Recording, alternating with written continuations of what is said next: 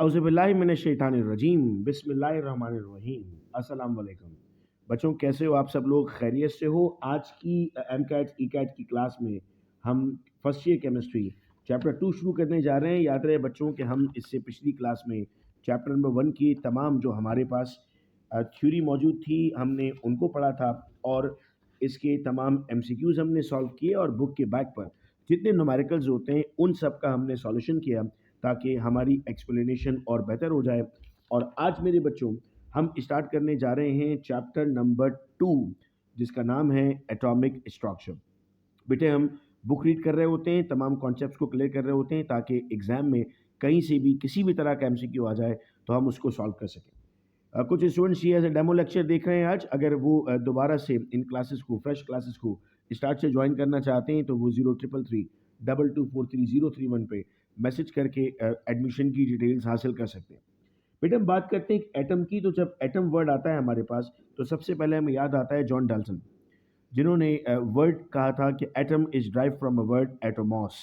और एटोमॉस का मतलब हमें बताया था इनडिविजिबल पार्टिकल, यानी जिसको फर्दर तोड़ा नहीं जा सकता, जो स्मॉलेस्ट पार्टिकल है। ये इस वक्त जो स्क्रीन पर आप देख रहे हैं ये आप देख रहे हैं किस तरह से एटम डेवलप होता हुआ आया और कौन कौन सी चीज़ें उसमें डिस्कवर हुई। इट वाज 440 बीसी जब डेमोक्रेटस ने एटम्स का आइडिया दिया, फिर डाल्टन ने एटोमॉस से उसको एक्सप्लेन किया। फिर 1802 में मॉडर्न एटॉमिक थ्योरी आई। मॉडर्न एटॉमिक थ्योरी ने क्या बताया? सर डाल्टन ने कहा था atom is the smallest particle which can not be further broken down. लेकिन फिर हम कहते हैं कि सर हमारे पास जो इलेक्ट्रॉन्स हैं, प्रोटॉन्स हैं और न्यूट्रॉन्स हैं, ये भी तो हमारे पास मौजूद हैं, इलेक्ट्रॉन प्रोटॉन न्यूट्रॉन। तो इनको बताया गया कि these are the fundamental particles. और ये सिर्फ 3 नहीं होते हैं बेटा, ये और भी होते हैं। तो हमने कहा कि सर हमारे पास फंडामेंटल पार्टिकल्स भी मौजूद हैं। फंडामेंटल पार्टिकल्स क्या करते हैं? फंडामेंटल पार्टिकल्स बेसिकली एटम के अंदर मौजूद हैं जिनसे मिलकर एटम बनता है। तो आपके पास प्रोटॉन डिस्कवर हुआ, इलेक्ट्रॉन डिस्कवर हुआ, न्यूक्लियस डिस्कवर हुआ और न्यूट्रॉन डिस्कवर हुआ। अब आपने यहाँ से हम इसको रीड करना शुरू करते हैं। हम कहते हैं sir after 12 years of discovery of electron as a fundamental entity that dwell in an atom, Robert Millikan in 1909, तकरीबन 12 साल का अरसा है हमारे पास। अच्छा ईयर याद रखिएगा चूंकि पेपर में ईयर पूछे जाते हैं ना। सो 1897 से 1909 performed an ingenious oil drop experiment with charged oil drop getting suspended in electric field having its weight balanced by the electrostatic force. He found that the charge on every oil drop was integral multiple of 1.6 exponent minus 19. Integral multiple का मतलब होता है आप इन numbers से multiply करें, 2 multiply by 3 multiply by 4 multiply by, which encouraged him to decide that this must be the charge of Thomson's electron. उसने 1909 में charge of electron discover किया। और आप जब फिजिक्स के भी न्यूमेरिकल सॉल्व करते हैं, केमिस्ट्री में भी तो आप लिखते हैं ना 1.6 एक्सपोनेंट माइनस 19 कूलम चार्ज है। ये पेपर में पूछा जाता है who discovered charge on electron. यहाँ बच्चे मार खा जाते हैं, समझते हैं थॉमसन ने किया था। No, it was Millikan. In 1911 Rutherford laid the foundation of atom. 1911 में रदरफोर्ड ने ये बताया कि एटम में क्या क्या चीज़ें मौजूद होंगी।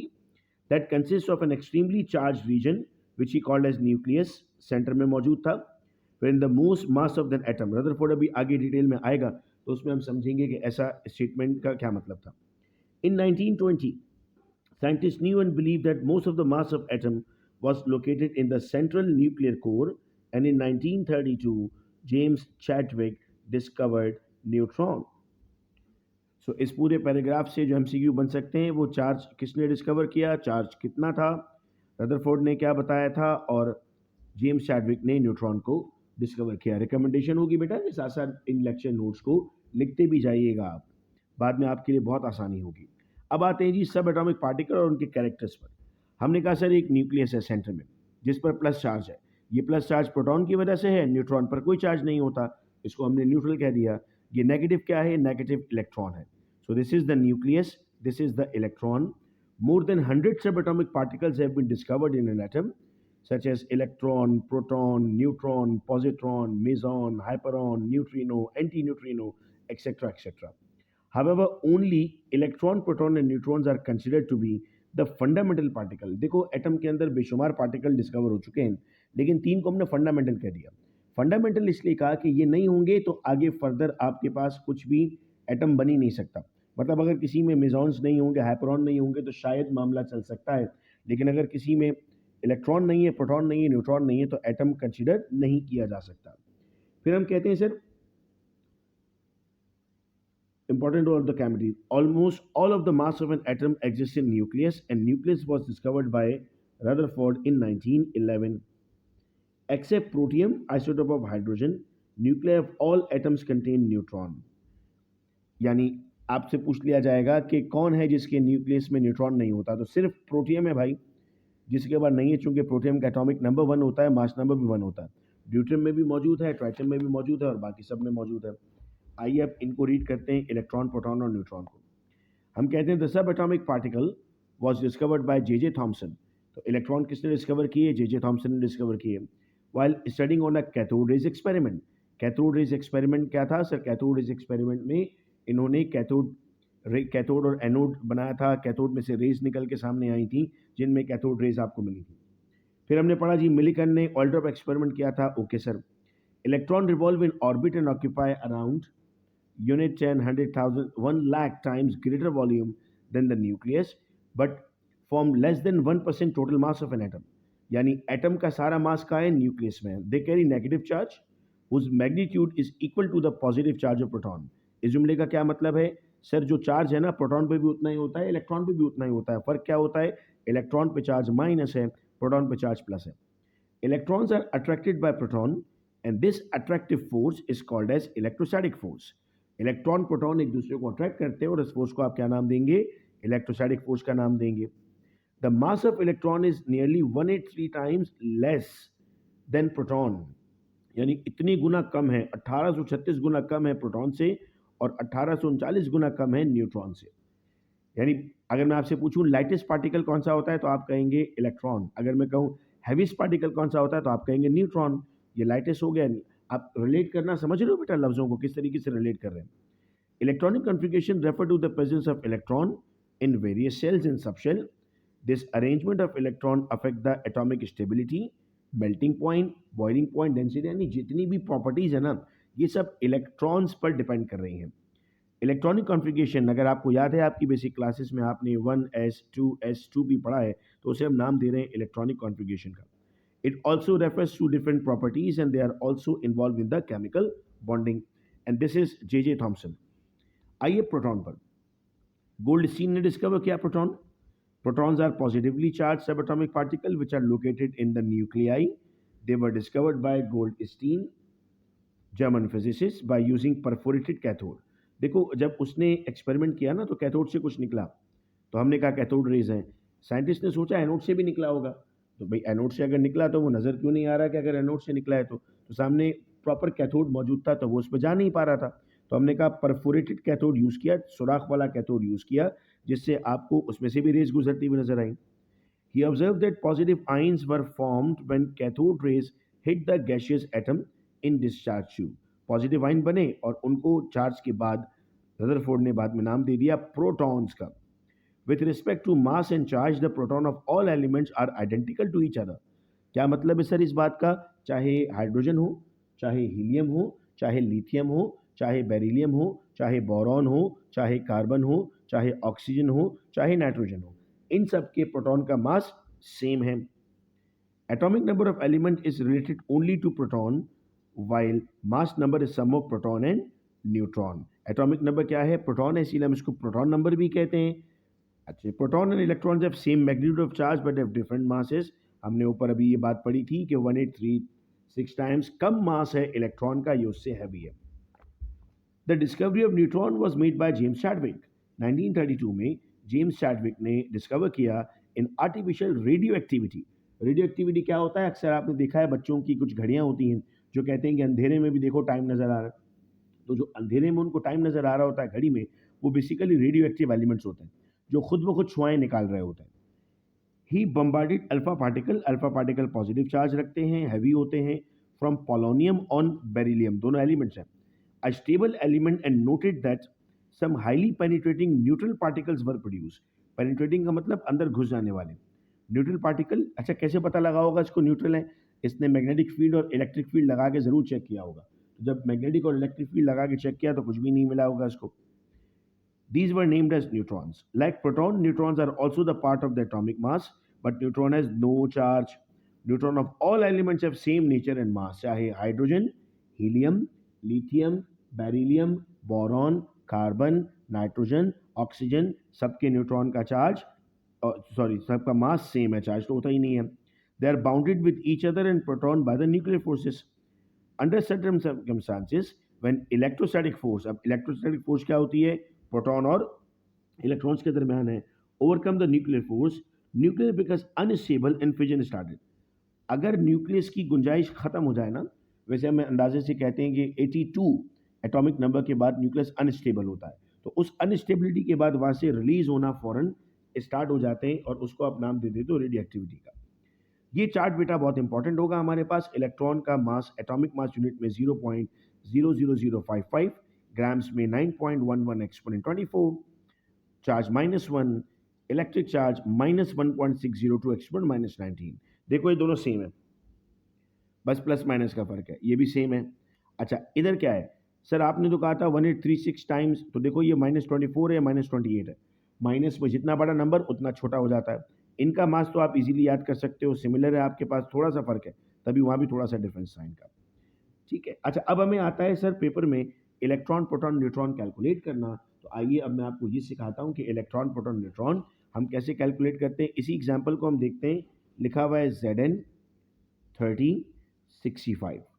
बेटा जो वैल्यू कम होती है ना, लेस, वो क्या है, वो एटॉमिक नंबर है. जो वैल्यू ज़्यादा होती है वो क्या है सर, वो मास नंबर है. अच्छा जितना एटॉमिक नंबर उतने इलेक्ट्रॉन उतने प्रोटॉन, जितना एटॉमिक नंबर उतने इलेक्ट्रॉन उतने प्रोटॉन, तो 30 इलेक्ट्रॉन हो गए, 30 प्रोटॉन हो गए. इन दोनों को माइनस करते हैं तो न्यूट्रॉन आता है. 65 माइनस 30 35. तो आपके पास ये क्या बन गया, ये इस तरह से कैलकुलेट किया जाता है कोई भी एटॉमिक नंबर अगर आपको दे दे. अच्छा एक एहतियात करना है, अगर मैं आपको कहूँ ना आइन है, आइन क्या होता है सर, आइन होता है एनी चार्ज्ड पार्टिकल. सही है बेटा. ये दो तरह के होते हैं, प्लस और माइनस. प्लस का मतलब है इलेक्ट्रॉन लूज हुआ, माइनस का मतलब है इलेक्ट्रॉन गेन हुआ. तो अगर मैं कहूँ Na प्लस 1123, तो आप कहोगे सर ये 11 तो हो गया एटॉमिक नंबर. अच्छा सर, इलेक्ट्रॉन 11 प्रोटॉन 11, इन दोनों को माइनस किया तो न्यूट्रॉन निकल आए 12. लेकिन अब मैं कहूँगा कि सर यहाँ पर हमारे पास इस प्लस का मतलब है एक इलेक्ट्रॉन चला गया, तो ये हो जाएगा आपके पास 10 इलेक्ट्रॉन. और अगर मैं आपको कहता सी ऑक्सीजन -2 8 16, तो ये 8 क्या है, एटॉमिक नंबर है, वही इलेक्ट्रॉन वही प्रोटॉन, और इन दोनों को माइनस किया तो न्यूट्रॉन. लेकिन इस माइनस का मतलब है 2 इलेक्ट्रॉन गेन किए, तो ये कितना हो गया, ये 10 हो गया. इस बात का बस बेटा ख्याल रखना होता है हमें. अब आते हैं जी रदरफोर्ड और नील बोहर की बात पर. रदरफोर्ड ने क्या कहा था, अगर मैं रदरफोर्ड का मॉडल आपके सामने रखता हूँ, तो रदरफोर्ड ने एक्सप्लेन किया कि सर हमारे पास जो तमाम का तमाम मास है एटम का, वो न्यूक्लियस के अंदर मौजूद है. न्यूक्लियस पर पॉजिटिव चार्ज है, न्यूक्लियस के बाहर इलेक्ट्रॉन मौजूद है. ये चीज़ें बता दी गई. मैं आपसे एक सवाल करता हूँ कि हमने कहा कि दुनिया भर में पॉजिटिव और नेगेटिव चीज़ें आपस में एक दूसरे को अट्रैक्ट करती हैं, तो भाई इलेक्ट्रॉन को भी अट्रैक्ट करना चाहिए, प्रोटॉन को क्यों अट्रैक्ट नहीं करता. ये वो ऑब्जेक्शन था जो रदरफोर्ड पर लगा. उस ऑब्जेक्शन को दूर किया नील बोहर ने. तो हमने कहा कि सर ऑब्जेक्शन जब दूर हुआ नील बोहर की तरफ से, तो हमारे पास नील बोहर का मॉडल इस वक्त हम एक्सेप्ट कर रहे होते हैं. याद रहे कि रदरफोर्ड के स्टूडेंट थे नील बोहर उनकी लैब में, जिन्होंने इस ऑब्जेक्शन का जवाब दिया था. Rutherford became successful in presenting that atom has tiny positive nucleus and negatively charged electron revolve around it. ये Rutherford ने बताया था. He compared the movement of electron around nucleus like planets around sun. इन्होंने कहा जैसे सन के इर्द गिर्द तमाम सैयारे घूमते हैं ना, वैसे ही न्यूक्लियस के इर्द गिर्द तमाम इलेक्ट्रॉन घूमते हैं. Its comparison of atomic model with solar system was defective because electrons are charged bodies while planets are chargeless. कहते हैं भाई जो एग्जाम्पल दी थी आपने, ये एग्जाम्पल प्रॉपर नहीं थी, क्योंकि वो तो चार्जेस तो थे नहीं, लेकिन या तो चार्जेस मौजूद थे. If electron revolves like planet they should lose energy continuously. अगर ये इलेक्ट्रॉन प्लैनेट की तरह मूव कर रहे हैं तो उनको मुसलसल एनर्जी देनी चाहिए. अगर एनर्जी रिलीज करेंगे तो एनर्जी कम होगी. अगर एनर्जी कम होगी तो एनर्जी ख़त्म होगी, अगर एनर्जी ख़त्म होगी तो उनको न्यूक्लियस में गिरना चाहिए, लेकिन ऐसा होता नहीं है। अच्छा, neither electron falls in the nucleus, और ना ही वो कंटिन्यूस स्पेक्ट्रम देता है, मतलब जब मुसलसल मूव कर रहा है तो मुसलसल एनर्जी निकलेगी और सामने स्क्रीन पर मुसलसल स्पेक्ट्रम बनेगा, लेकिन इसमें तो ऐसा भी नहीं होता सर। हम कहते हैं सर लाइन स्पेक्ट्रम बनता है, वो तो नहीं बनता। So these complications were explain by Niels Bohr, और उसका जो एटॉमिक मॉडल था वो प्लांक्स क्वांटम थ्योरी पर बेस करता था। प्लांक्स साइंटिस्ट थे और उन्होंने जो थ्योरी प्रेजेंट की थी उसको नाम दिया हमने प्लांक्स क्वांटम थ्योरी। क्वांटम का मतलब क्या होता है सर? क्वांटम का मतलब होता है पैकेट ऑफ एनर्जी। तो जब हम लफ्ज क्वांटम लिखते हैं इसका मतलब होता है पैकेट ऑफ एनर्जी। अब क्या पॉस्टुलेट थे? Electron revolve around the nucleus in circular orbit situated at fixed distance from nucleus with definite energy. मतलब हदें तय कर दी हैं, इस हद पे घूमना है, उसके अलावा नहीं घूमना। जहाज भी होता है ना, उसको एक एरिया दे दिया जाता है, भाई इतने एरिया में आपको उड़ना है, इतनी जगह पे आपको उड़ना है, तो एक हद फराम कर दी गई है। As long as electron remain in appropriate orbit it neither lose nor gain energy. जब वो अपनी औकात में रहेगा, आसान लफ्जों में मैं कहता हूँ, अपने ऑर्बिट में रहेगा, तो ना वो एनर्जी लूज करेगा ना वो एनर्जी गेन करेगा। Hence each orbit has fix energy level, सबका एक फिक्स एनर्जी लेवल है जिसको आप नाम देते हो ग्राउंड स्टेट का। However, the energy of orbit increase with the increased distance from nuclei। जितना दूर जाते रहेंगे उतनी एनर्जी बढ़ती रहेगी, जिनको हम नाम देंगे एक्साइटेड स्टेट का। अच्छा जी, नेक्स्ट पॉइंट क्या था? ड्यूरिंग एक्साइटेशन मतलब एनर्जी मिलेगी, electron absorb some of the quantize energy quantum and jump from lower to higher, low से हाई में चले जाते हैं। But when it returns back to lower orbit it emits energy. भाई जब एनर्जी मिलती है तो ऊपर जाता है, जब एनर्जी खत्म होती है तो वापस नीचे आता है। इसको हमने नाम दिया डेल्टा ई का और लिखा E2 minus E1।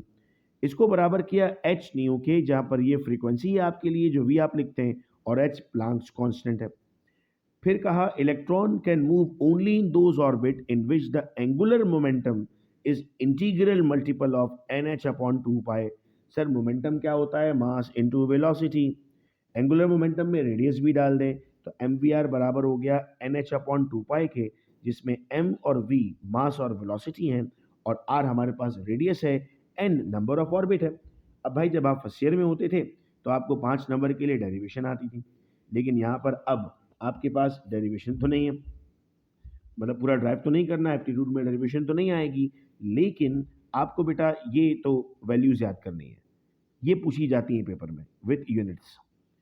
Planck's constant कितना है, मास ऑफ इलेक्ट्रॉन कितना है, चार्ज ऑफ इलेक्ट्रॉन कितना है, ये आपको एग्जाम के लिए याद करना होगा।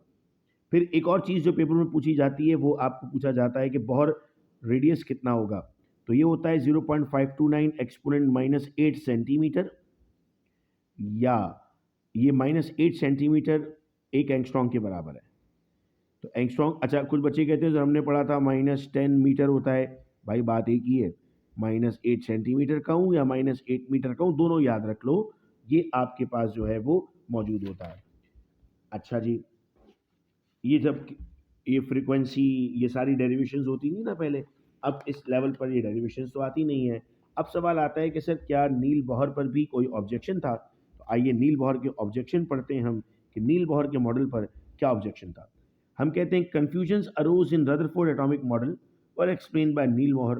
ठीक है, जो रदरफोर्ड में कन्फ्यूजन आई थी उसको नील बॉहर ने दूर किया, लेकिन नील बॉहर में भी कुछ कन्फ्यूजन थी। क्या कन्फ्यूजन थी? Bohr model is only applicable to hydrogen. ये मॉडल सिर्फ हाइड्रोजन पर था, या फिर हर उस पर जिसके पास एक सिंगल रिवॉल्विंग इलेक्ट्रॉन मौजूद है, helium plus, lithium 2 plus, beryllium 3 plus. It could not explain the spectra of multi electron system. Helium, lithium मतलब ये आइंस हैं, ये एटम्स हैं, ये आइंस को एक्सप्लेन कर रहा था मगर एटम्स को नहीं एक्सप्लेन कर पाया। अकॉर्डिंग टू, ये पहला डिफेक्ट हो गया बेटा इसका। According to Bohr's concept electron revolve around nucleus in circular orbit. ये नील बॉर ने कहा था ना कि इलेक्ट्रॉन घूमते हैं सर्कुलर ऑर्बिट में, हमने कहा सही है। Later on it was prove that electron did not move in single plane but in 3 dimensions. आपको हाइब्रिडाइजेशन अगर नाम आपने सुना है तो SPDF में शेप्स में आप इलेक्ट्रॉन की मूवमेंट देखते हो ना, वो तो सर्कुलर होती नहीं है, वो तो 3 डायमेंशनल होती है। ये तो बाद में पता लगा था, ये भी ऑब्जेक्शन हो गया। According to Bohr concept the electron in an atom is located at a definite distance. Niels Bohr ने कहा था कि आपके पास इलेक्ट्रॉन एक डिस्टेंस पर मौजूद हैं from the nucleus and revolve with a definite velocity which is against the Heisenberg uncertainty. भाई हाइजेनबर्ग क्या कहता था? हाइजेनबर्ग कहता था it is impossible to identify the momentum and location of electron simultaneously. एक ही वक्त में एक इलेक्ट्रॉन की पोजीशन और उसका मोमेंटम आप नहीं बता सकते. तो हाइजेनबर्ग की इस बात को बेटा मैं आपके घर में मौजूद पंखे से दूंगा. आप सबके घर में जिस रूम में बैठे पंखा होगा और वो चल रहा होगा. 1 मिनट के लिए ज़रा पंखा बंद कर दीजिए, तो मेरी बात आपको परफेक्ट समझ में आएगी. उम्मीद कर रहा हूं कि पंखा आपने बंद कर दिया है. जब पंखा बंद हुआ है तो आप लोगों को उसमें पर नज़र आ रहे हैं, 3 गैप हैं, तो उसमें से हाथ अंदर बाहर किया जा सकता है. ये परों की पोजीशन है, लेकिन चूंकि वो रुक गया है तो उसकी वेलोसिटी ज़ीरो हो गई है, तो उसका मोमेंटम ज़ीरो हो गया. आपने पोजीशन बताई, मोमेंटम नहीं बता. अब इसको चलाइए. जब ये चलता है तो तेज़ी से घूम रहा है, इसके अंदर जो गैप है, क्या उस गैप को आप आइडेंटिफाई कर पाओगे? नहीं सर, नहीं कर पाएंगे.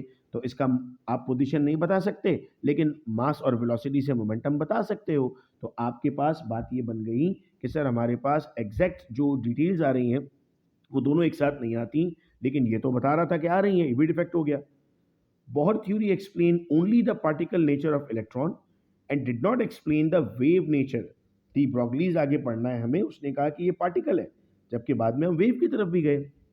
ये तमाम बातें डिफेक्ट्स बना. यहाँ तक मैं उम्मीद कर रहा हूँ मेरे बच्चों कि आप लोगों को समझ में आया. अब जो अगले टॉपिक्स हैं जो नेक्स्ट क्लास में हम स्टार्ट करेंगे, उसमें हाइड्रोजन का स्पेक्ट्रम, रेडियो एक्टिविटी और इलेक्ट्रॉनिक कॉन्फ़िगरेशंस हैं. ये पार्ट हमारे नेक्स्ट वीडियो लेक्चर में कंप्लीट होगा और चैप्टर नंबर 2 हम कंप्लीट कर चुके होंगे. जैसे ही आप ये देख लेते हैं बता दीजिएगा, ताकि नेक्स्ट आपके पास जो है वो इसके एमसीक्यूज़ में भेज दूँ प्रैक्टिस के लिए, जो हमारा पढ़ने का तरीका रहा है. और आपको जो भी चीज़ नहीं समझ में आती वो आप व्हाट्सएप पर मुझसे पूछ सकते हैं. अपना ख्याल रखिएगा आप सब लोग. अल्लाह हाफ़िज़.